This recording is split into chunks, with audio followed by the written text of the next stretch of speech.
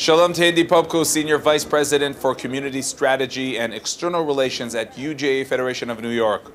Shalom, great to be here. So you're speaking to us as part of your visit here with Congressman Torres here coming to Israel. Now this is part of your extensive activity since October 7th. Absolutely. Since October 7th, we have redoubled our commitment to bring influential New Yorkers here to Israel to witness the atrocities of October 7th, and not just simply to bear witness, but to give them the first-hand account they need to carry the message back to New Yorkers. So Hindi, what really is the message of these visits? I think Congressman Torres put it perfectly yesterday. On every visit, with every Israeli survivor, elected official, family, he said loud and clear, Israel is not alone.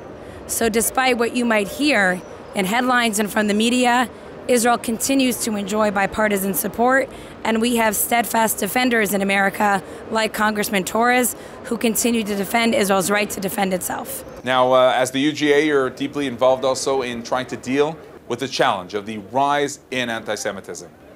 I mean, we know this very well, as do you, that since October 7th, there has been nearly a 400% spike in anti-Semitic incidents. It actually only took 4 hours after the first siren in Israel on October 7th for the first anti-Semitic attack related to October 7th to occur in the UK. In New York, we see that. We see that when our kosher restaurants are vandalized, swastikas.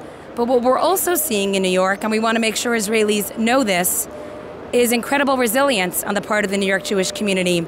We hear stories of unprecedented levels of synagogue engagement, people wearing kippot for the first time, people wearing Judaica on their necklaces to ensure that everyone knows that New York must remain a place where we feel proud and confident to be publicly Jewish. And on the practical level, you're working with authorities to deal with this threat. We are working incredibly closely with our mayor and our governor, who continue to be strong supporters of our right to exist, not just in New York, but Israel's right to exist and to defend itself. And we are working with them to ensure that there's more money for security.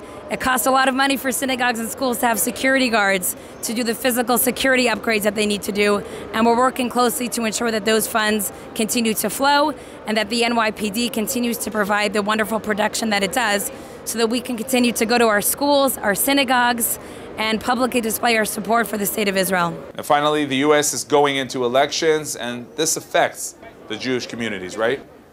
Listen, we need to ensure that Israel remains a bipartisan issue. That means working with our partners across the aisle on supporting Israel, its right to defend itself, and it also means that our local Jewish communities needs to continue to raise their voices with their local elected officials at the federal level, the state level, and the city level to ensure that they all hear from us no matter what party they're in. Hindi Popko, UJA Federation of New York, thank you very much. Thank you.